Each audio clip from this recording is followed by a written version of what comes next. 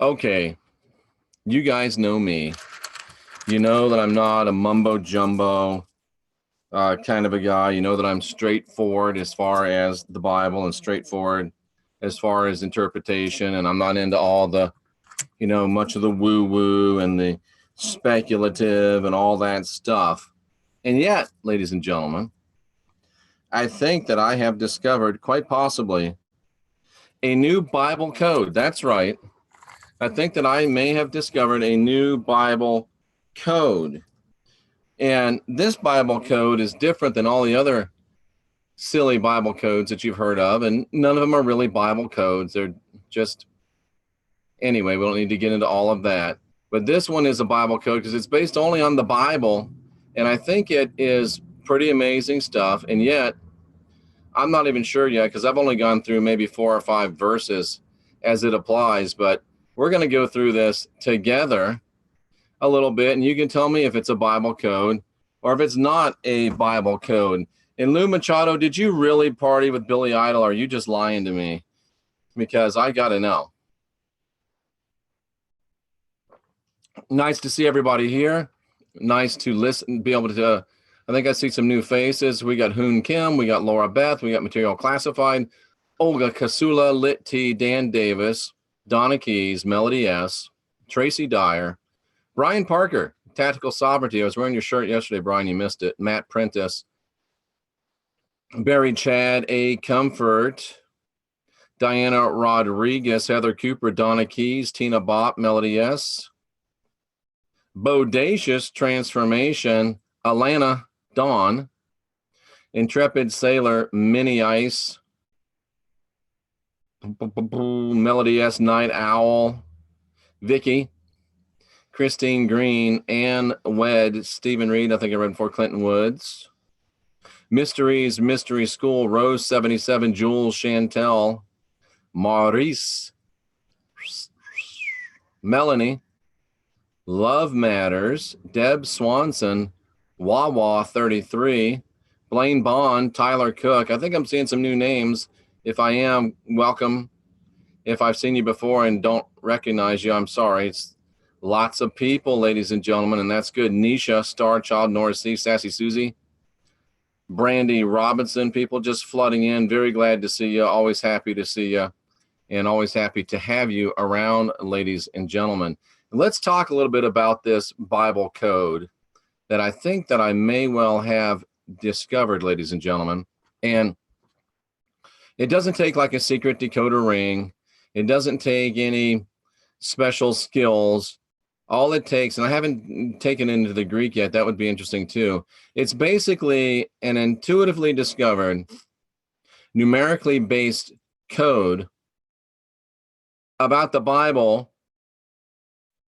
interpreting or expanding on the Bible. Somebody said it's snowing like hell here. Snowing like mad here, says Night Owl. Not sure where mad is. So I just want to tell you this. I just want to show you this and see what you think. And let's get a little basic here. Let's do a little basic. Let's go to the whiteboard and we'll do a little whiteboard share. So basically, the way it works in numerology is you always reduce numbers to their lowest single digit. So let's say you've got, let me make these bigger. Let me make these bigger. How do I make these bigger? How do I make these bigger? So what you want to do is you want to take your numbers and you want to reduce them to their lowest possible number. 11 you don't reduce because it's a master number, but let's say you get 12. I said, let's say you get 12. Okay, 12. You don't look at 12 as a 12. You look at 12 as a 1 and a 1 and, I'm in the dark, a 2. So a 12 is a 1 and a 2, and a 1 and a 2 equals a 3. So a 12 is not a 12. A 12 is a 3. Do you understand what I'm saying? A 12 is not a 12. A 12 is a 3. And let's say you had, I don't know, we'll choose 27. If you had 27, 27 is a 2, and I know this is elementary for a lot of you, plus a 7, which equals a 9. Whoops, a 9. So a 27 is not, don't worry, we're not going to do, I'm just sitting in the dark. I don't know why this is the best light for the shows, but so a 27 is a 9. So that's how you reduce numbers numerically in numerology. And that's kind of the basis of what I'm talking about here. So let's get into this a little bit. And let me show you this new Bible code that I think I have, in fact, ladies and gentlemen, discovered. And you can walk with me and tell me if I'm crazy or if you think I have discovered some type of a new Bible code. And I just did it with the book of John, because John, I think, is the most reliable book in the Bible, and it's not even wholly reliable itself. And of course, I miss my old chair. But anyway, in order to apply this Bible code, we've got to get to double digits first, right? Because you can't reduce a 1, you can't reduce a 4, you can't even reduce up to a 9, right?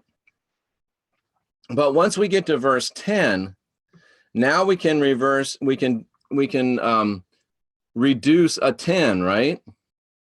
Because remember our whiteboard? Let me go back to the whiteboard for a minute. Let's go back to the whiteboard. So if we're on verse number 10, what we're really looking at is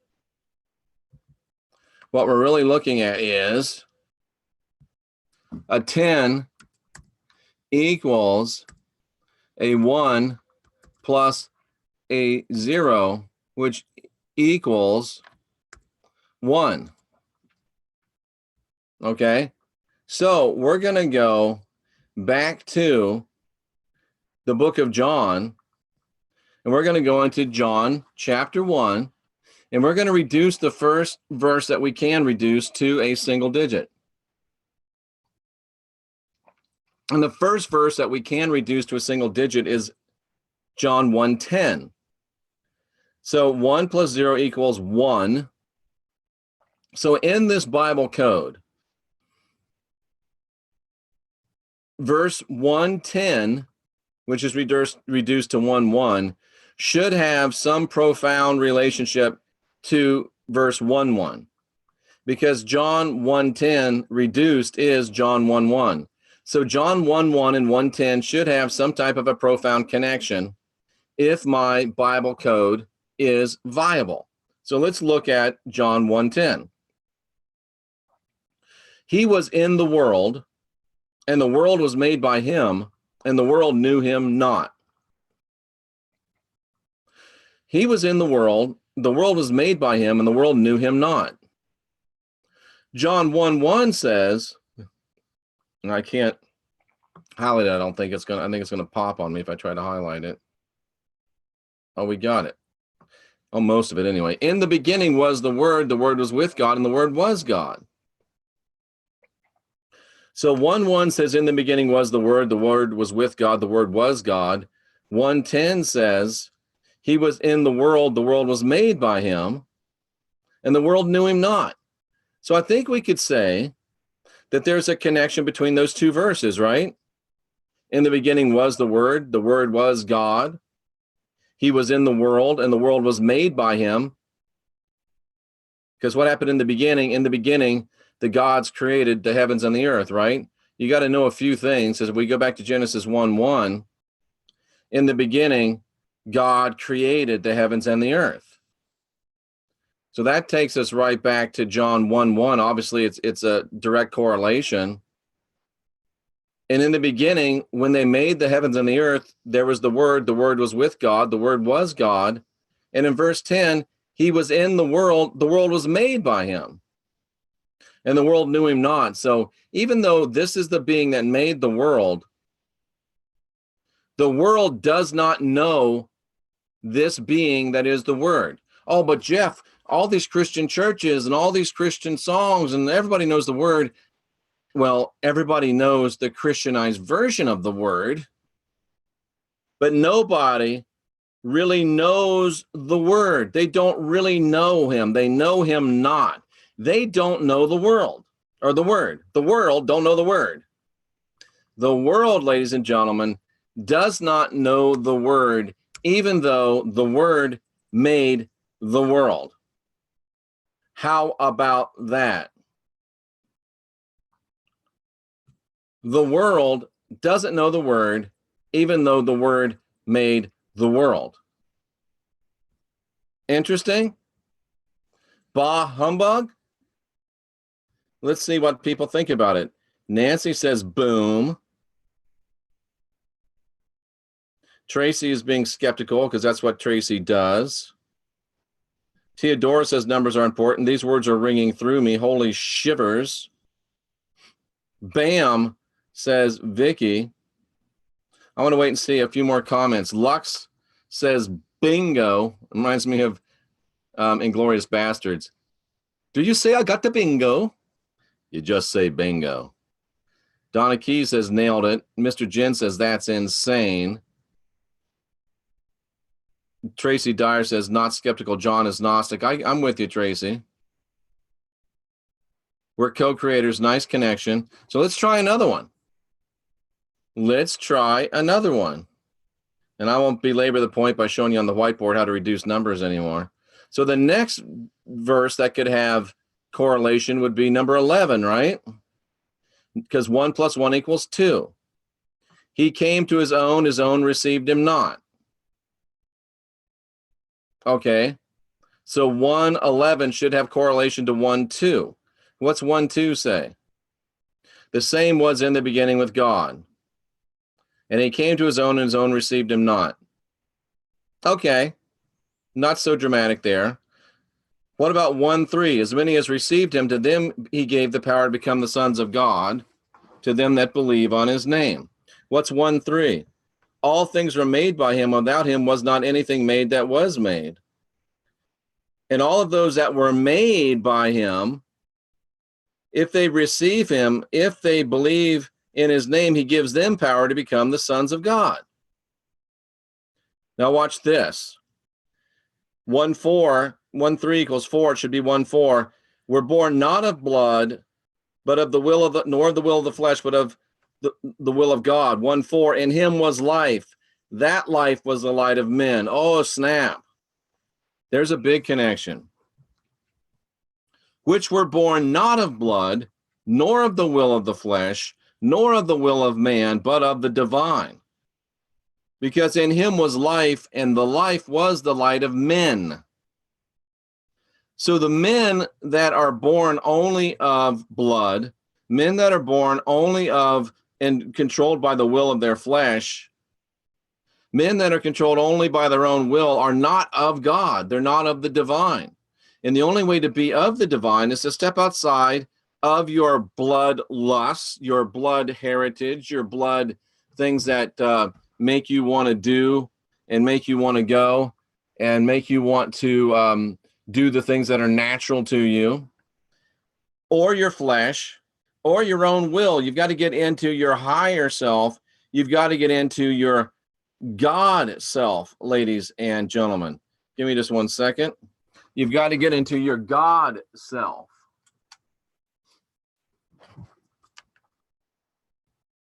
It got really hot in here, and I had to stand up and turn on the fan, and that's all I'm going to say.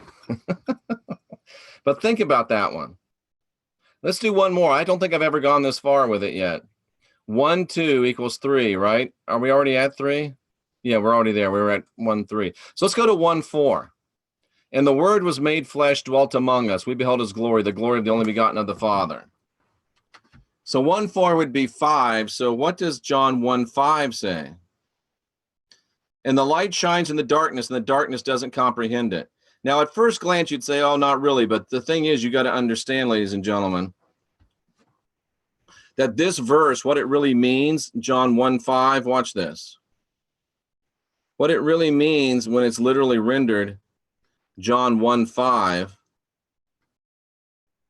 really means that the darkness has not overcome it. The darkness has not overcome light. The darkness has not been able to lay hold of. The darkness has not been able to seize. The darkness has not been able to arrest, catch, capture, appropriate, or comprehend. But the main teaching, the main definition of this word, as you can see right here, is to lay hold of or seize. So what it's actually saying, ladies and gentlemen, is that darkness has not been able to overcome, the darkness has not been able to take a hold of, darkness has not been able to seize who?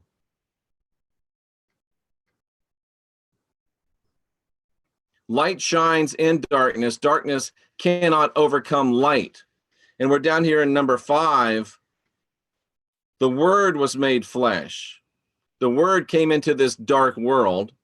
He dwelt among us. We saw his glory. His glory is light. We saw the light of his grace. We saw the light of his truth. And when we see the light of his grace, when we see the light of his truth, when we see the Word made flesh, we get the light. And when we got the light, we can't be overcome by darkness. Boom! And darkness can't even figure us out. That's why they can't overcome us. And remember, we came back in here. Remember back in verse 1:1, the world doesn't even know him, even though he made the world. And the world's in darkness. And if the world don't know him, the world don't know us either. Oh, shoot, I'm not showing you this. My bad. Sorry about that. My bad. Let me go through that again. The light shines in darkness. The darkness cannot overcome it. I don't even know if I showed you that in the Greek. Let me show you real quickly in the Greek again. Just real quick. Don't worry. You can just look at it. Shout out to Rex, who I'll be with this week. Where was that? 1:5? Yeah. And the darkness could not overcome it. The darkness could not lay hold of it or seize it. The darkness could not lay hold of it or seize it, ladies and gentlemen. King James, sorry if I'm making you seasick. The darkness could not seize it. The darkness could not take hold of it. And 1:14, which would be 5, the Word was made flesh, dwelt among us. We beheld his glory. He was full of grace and truth. So when we see the Word, we know that we are seeing what? We're seeing the light. The grace of the Word is the light. The truth of the Word is the light. And that Word, oh snap, not only was it maybe made flesh in this guy named Jesus, but guess what? This Word is made flesh in every single one of us because we got the spark of divinity inside of us. The Word is made flesh and it dwells in us. What do you want to bet that among can mean in? Let's look at it. Verse 14. See, I'm doing this cold. This is complete group study right here. Shoot. Dadgummit. Let me find Bible Hub again. Sorry. Operator error. Operator error. Talk amongst yourself. Stay with us. Stay with us, ladies and gentlemen. Okay, we're back. Let's look at John 1:14 and let's see if that word among can mean in. 1:14. Boom. And let's go back and show y'all this too. This is pretty good stuff. I think Derek might enjoy this. And the Word dwelt, the Word was flesh. And I know you want to believe Jesus came in the flesh, and maybe this helps prove that he did. I just can't prove it empirically. I can't prove it objectively. And it wasn't necessary for him to come because he said it doesn't matter. The things of his flesh matter not. It's the word message and the words that were spoken. Those are the thing. But dwelt, what does dwelt mean? Dwelt means to have a tent, to pitch a tent, to go in, to hang out for a while. What does among mean? Among. How good am I? Bam! This is why you listen to me right here. This is why you listen to me. Boom, shakalaka. That's the definition of the damn word. This is why there's 30,000 of you that show up and listen to this channel for reasons just like that. So it's not just that the Word dwelt among us. Cousins, the Word dwells in us. In. Look at it in the Greek. Will you just look at it? The Word became flesh and dwelt in us. Say it after me. The Word became flesh and dwelt in us. Say it like this. The Word became flesh and dwelt in me. Say it out loud. The Word dwells in me. Divinity dwells in me. Divinity dwells in me. That's a mantra for your ass right there. Divinity dwells in me. And because divinity dwells in me, I behold the glory. And if the glory is in you, you're beholding the glory in you. You are as of the only begotten from the Father. You're full of grace. You're full of truth. It comes right from the Greek. See what little difference one little bitty word can make? It's not among us. It's in us. That changes your whole damn perspective, ladies and gentlemen. Why is he saying cuss words when he's talking about the Bible? That's not a cuss word. That's a emphasis word. Wow. Tell me that I haven't hit on something.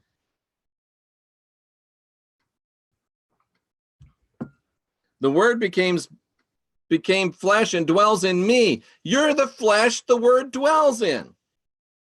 And it's not because Darty said it.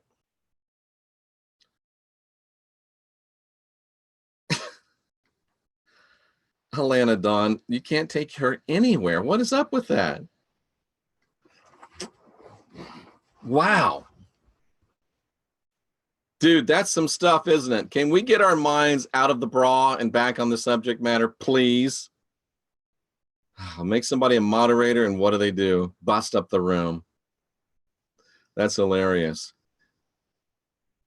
Let's just go way out, though. Let's do something that, let me think, what could I do? What could we look at now? Because you can see how you could do this verse by verse by verse all the way through. So let's look at something, okay, 2. What's something that reduces to 2? 1, 2. It'd be the same thing, wouldn't it? Yeah, I just did that.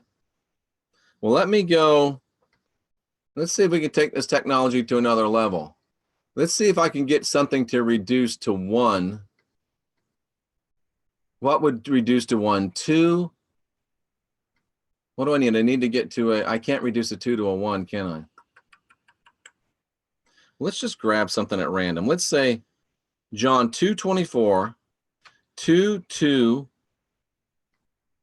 is 4, plus 4 is 8.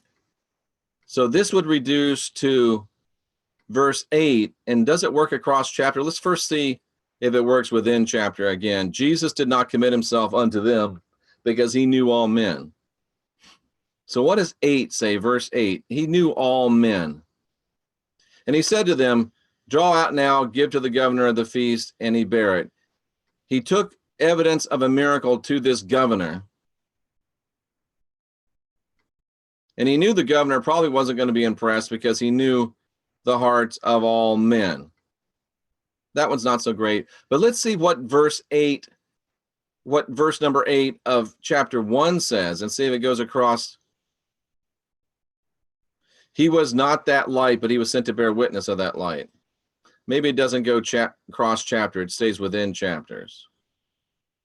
Because I don't see anything about, oh, Jesus did not commit himself to any man because he knew all men. Oh, look at that. And he knew that men wouldn't receive him as the light. Talking about John the Baptist there.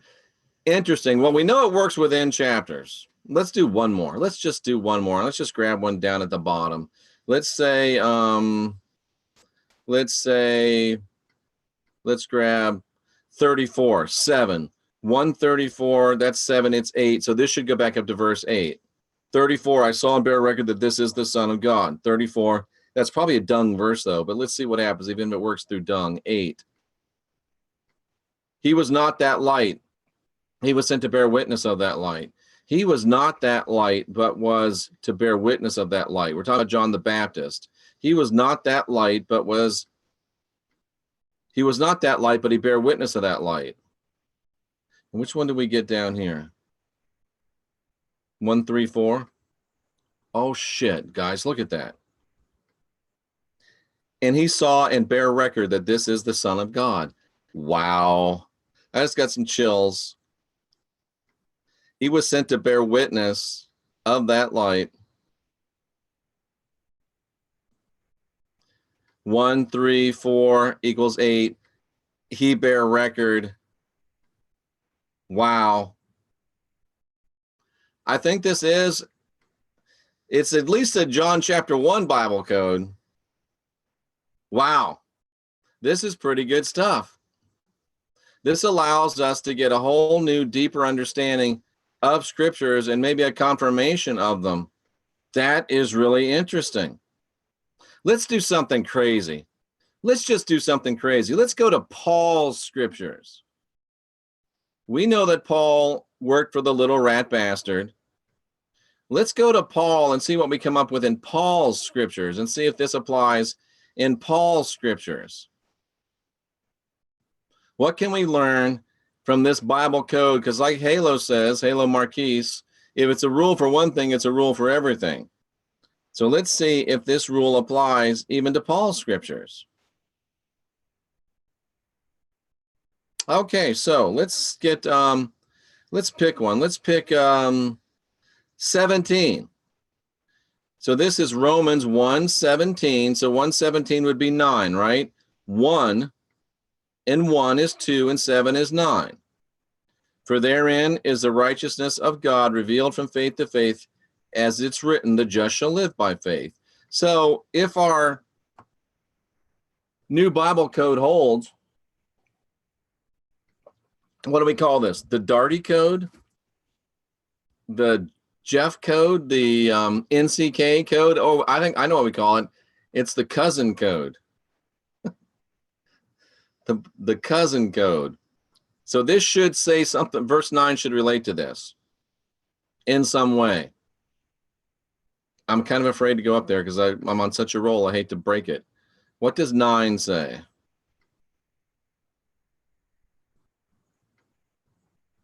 For God is my witness, whom I serve with my spirit in the gospel of his Son, that without ceasing I make mention of you in prayers.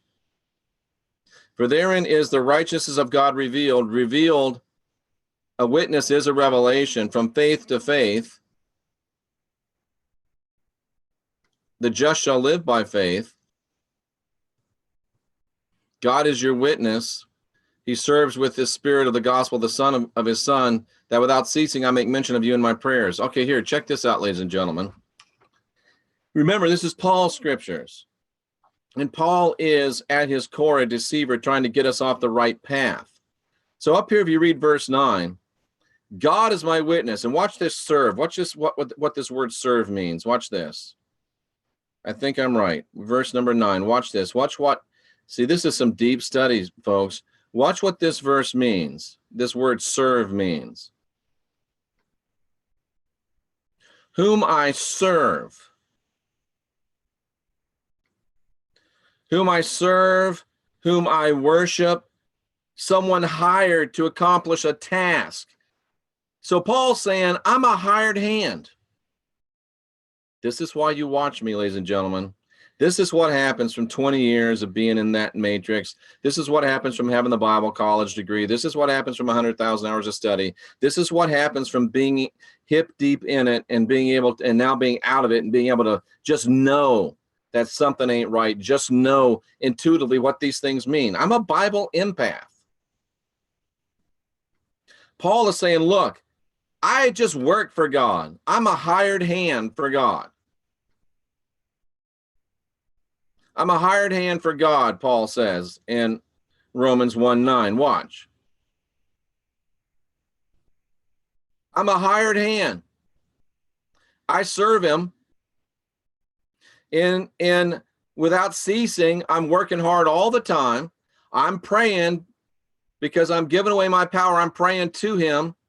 I'm working all the time because I'm a servant of the little rat bastard. And I forgot our number down here. Oh, 17. But verse number 9, 1:17, 9 shows us that while Paul is working for a living, why Paul is into works righteousness, why Paul has to work, why Paul is just a servant, why Paul is just a slave, why Paul is just a hired hand, and he's got to keep praying because he's never sure if he's done enough. He's got to keep working because he's never sure that he's done enough. Without ceasing, this guy is working, and of course he wants you working. There's no peace there. There's no surety. There's no knowing there. Work. But 1:17 tells us this is Paul's righteousness. Work your ass off and maybe we'll let you in. But the righteousness of the divine, here's the righteousness of the divine. The just will live by faith. Ooh. Peace that passes all understanding. Joy unspeakable, full of glory. Life and life more abundant. Paul's working his ass off, hoping he can barely make it in by the skin of his teeth. But down here, the cousin code tells us, come on now, cousins, don't buy that. The just will live by faith.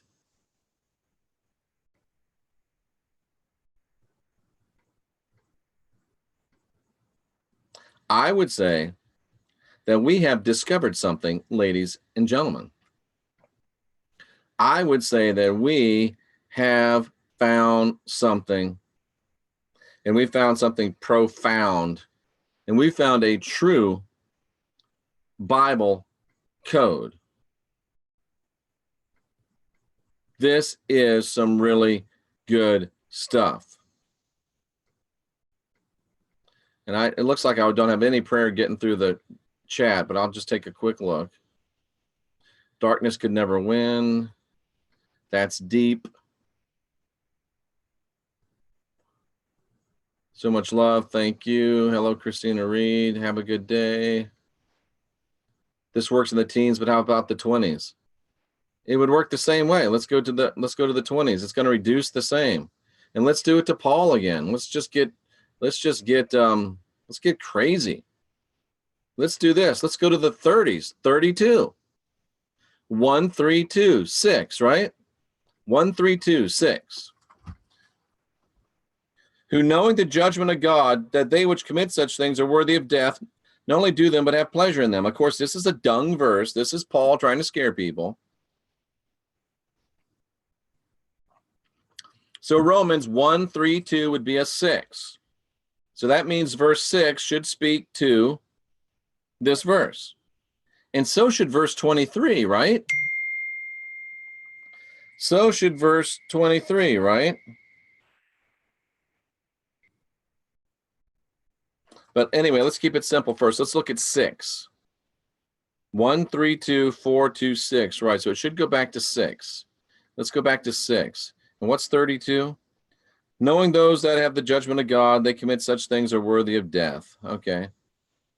What's 6? Please don't fail me now.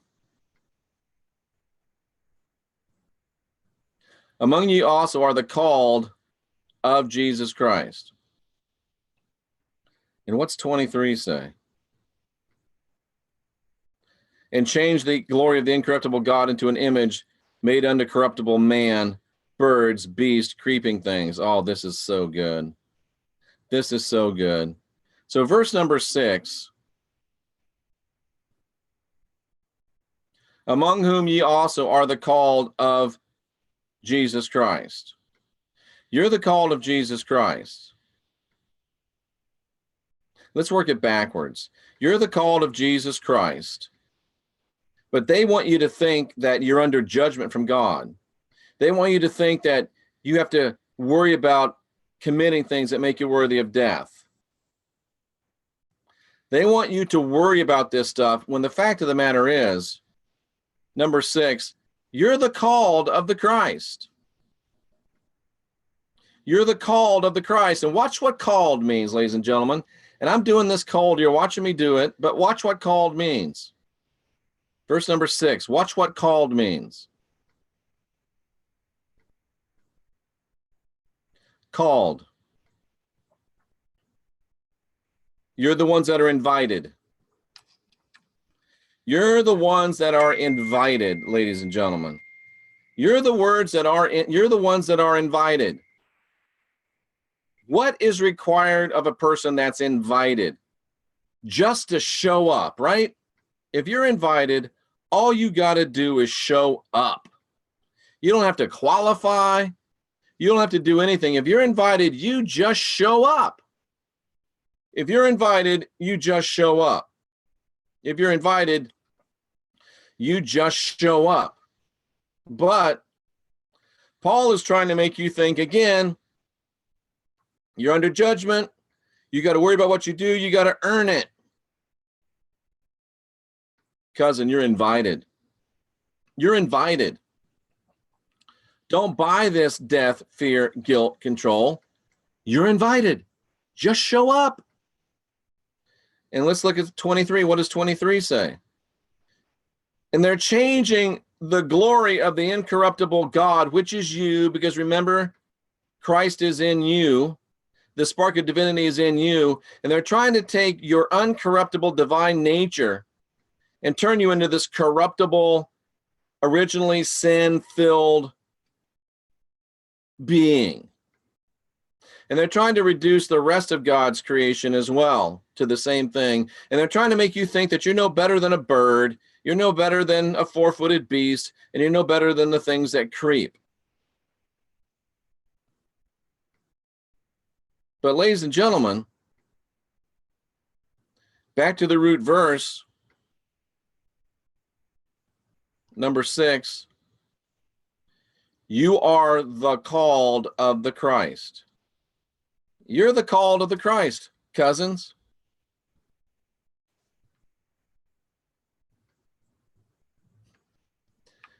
Just what I needed, some more voodoo.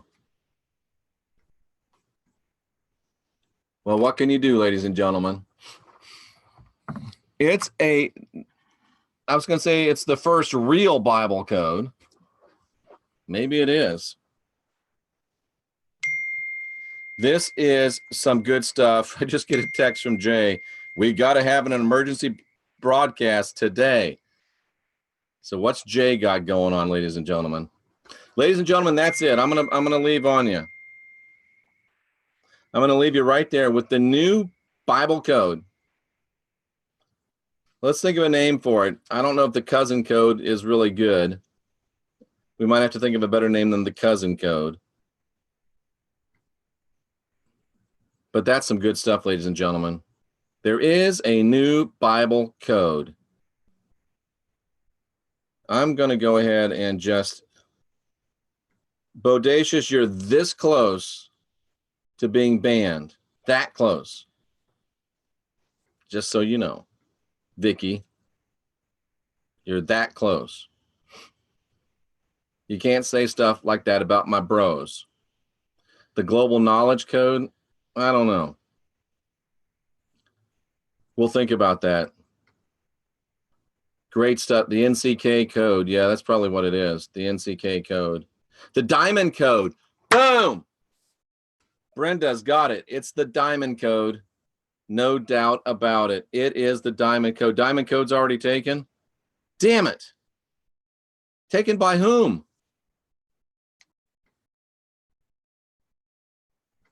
Let me Google diamond code and see what I come up with. Diamond code.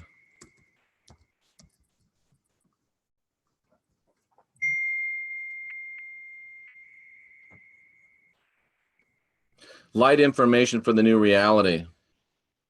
Yeah. Well, we'll have to think of something else. So there you go, ladies and gentlemen. That is some good stuff. That is some good stuff. The destroyer code. I love it. All right, ladies and gentlemen, we're going to get out of here on that.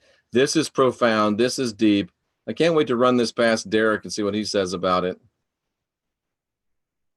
I think it's going to blow his mind. I think we got some good mind-blowing times coming up in the desert. I'll see you again with more podcast excellence later on today. Until then, remember, we're here to unindoctrinate ourselves. We're here to be our own gurus, guide our own spirits, master our own descent, we are mastering our own descension, and we're also mastering our own ascension too. The light of the new reality. Oh, thank you. So, ladies and gentlemen, the light code, the crystal code, I like that one.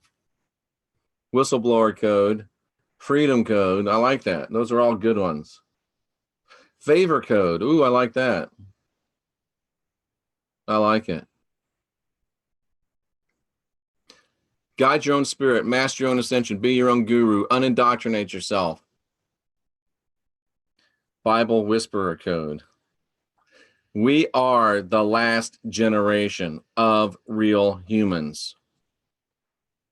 And we're cracking codes and lifting loads from the backs of the oppressed. I like it. I'm Jeffrey Daugherty. You're the last generation of real humans. Let's get busy.